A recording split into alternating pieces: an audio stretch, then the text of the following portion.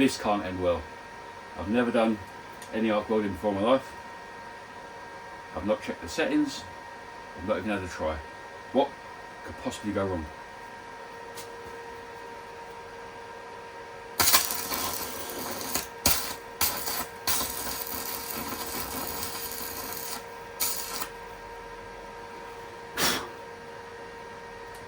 Apart from the car being on fire.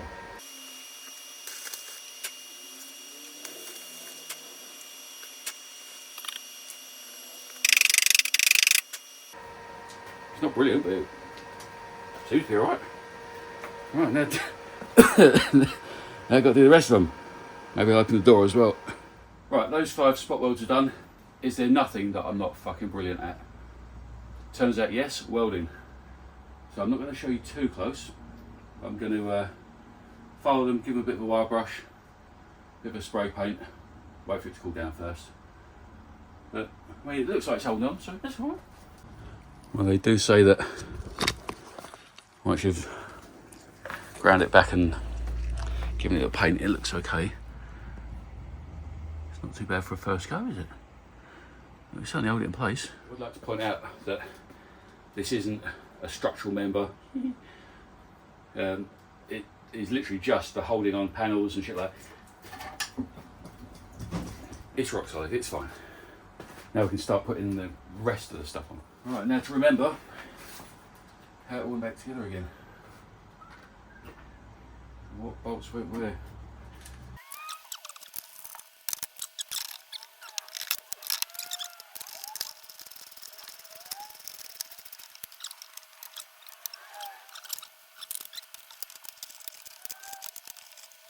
Do a better job of storing the fixings.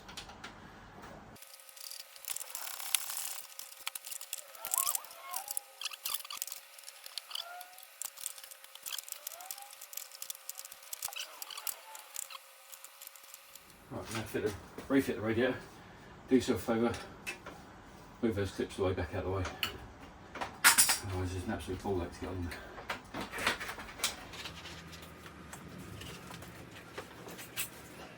Put the cap bums in.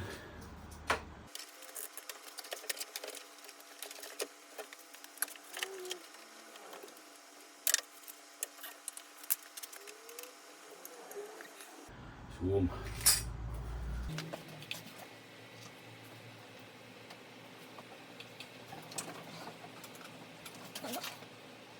Right, one swift move, you have to clip all the pipes to the back of the fan shroud, make sure these are out of the way, plug in the fan, all in the same move.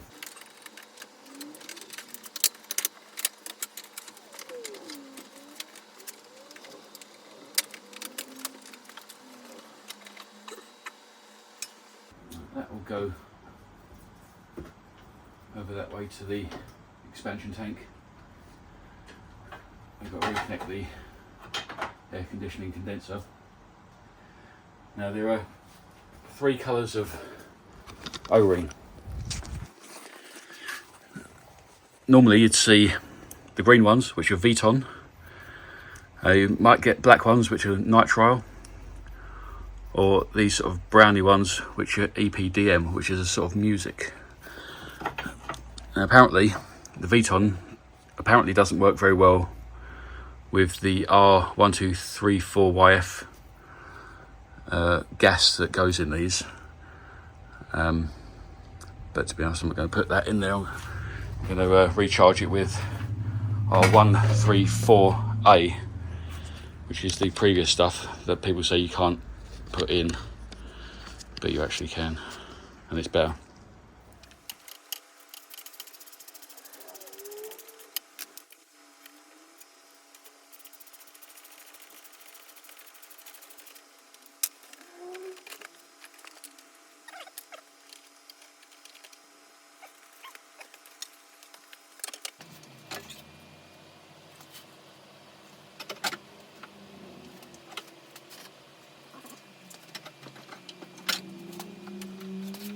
Yeah,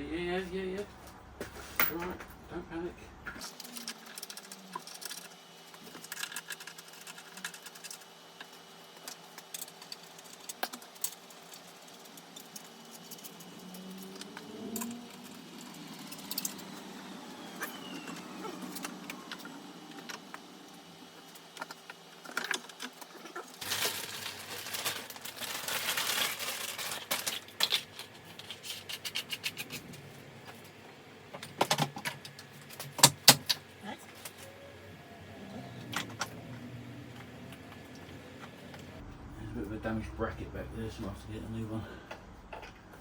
I decided to remove the bracket that was broken and glue it back together again. I found the other bit in the box of shrapnel that I put to one side. If you need a decent super glue, 03A. I use it for guitar building. I also do a black super glue. It's one of the few that actually seems to work. Not sponsored. Let's be honest, who's sponsoring this shit? Right, I've glued and reinforced that bracket, a few strategic zip ties, and now we just have to attach everything to everything else.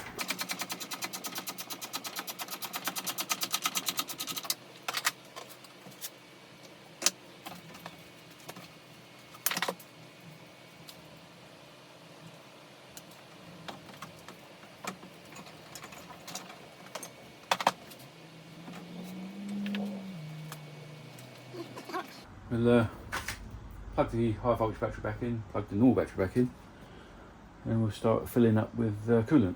I've just spent half an hour looking for the little breather hose that comes off the side of the radiator. Look, I swear I took it off, said, oh look, breather hose, and threw it over there.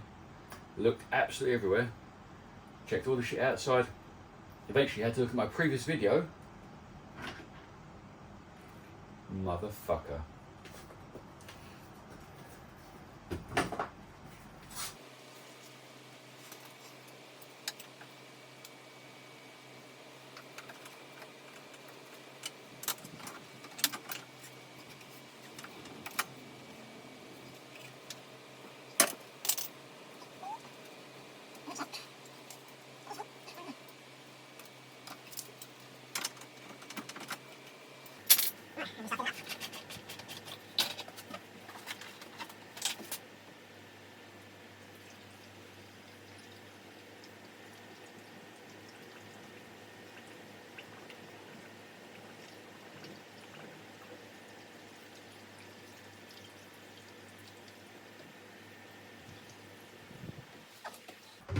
Now obviously that's not going to do the system properly. There's still going to be loads and loads of air bubbles everywhere, but luckily enough on the electric version there are 2 electric pumps that go through the 2 systems, so all you've got to do is turn the car on and it should purge itself. It did on the other car, so hopefully it will do exactly the same on this one.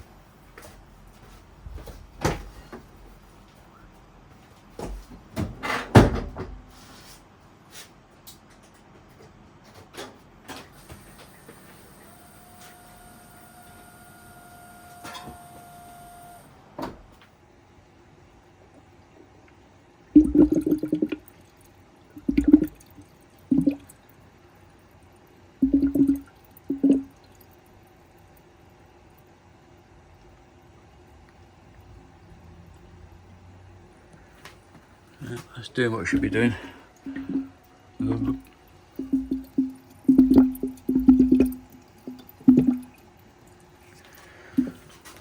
Just make sure that the coolant doesn't go down below minimum and just let it continue to purge the air. It's alive.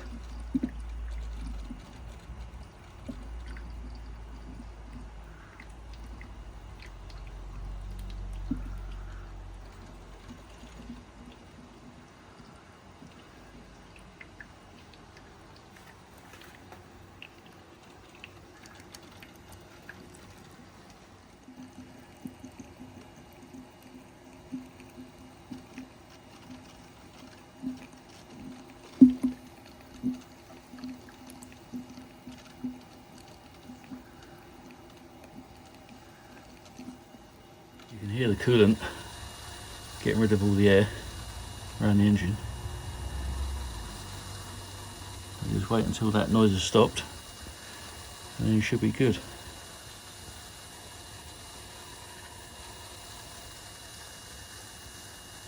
Does the battery, the other pump does the motor, and they will run when either when the car is turned on or when the car is plugged in and charging.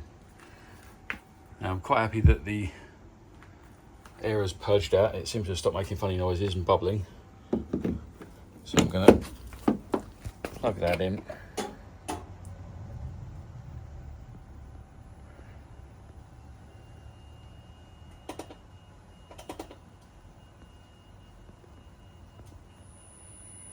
Okay, green for charge.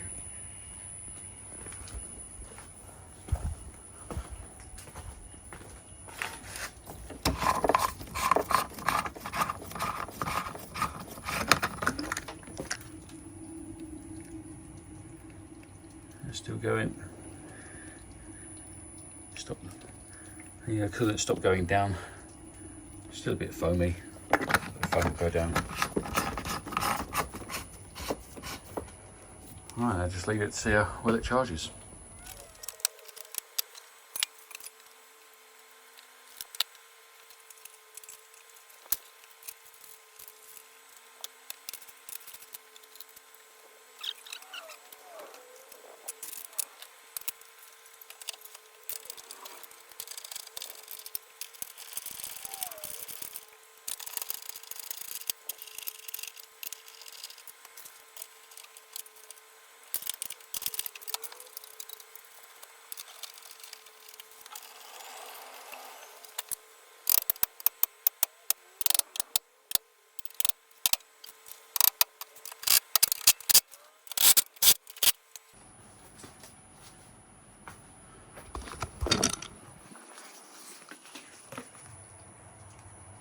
Nice.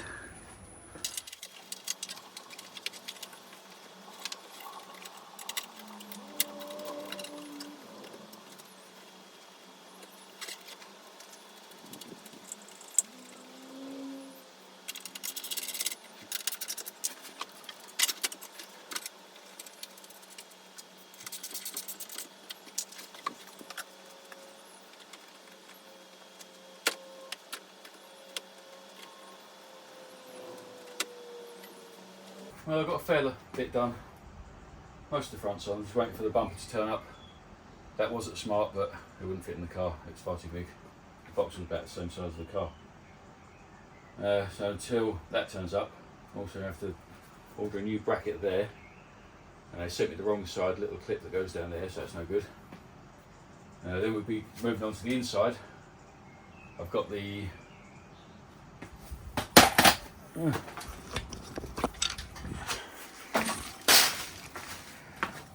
new dashboard there. Obviously it doesn't come with any airbags. And so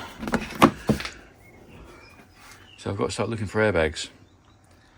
The knee airbag is 220 quid, I think it is, from Smart. But places like Airbag Team sell it for more if you want to be mugged off. These are like 400 quid each. I'm not buying those. So I'm just going to have to keep an eye out on eBay for decent priced ones. So I managed to get the knee airbag one from my other car. It cost me less than 50 quid. So it's well worth keeping an eye out.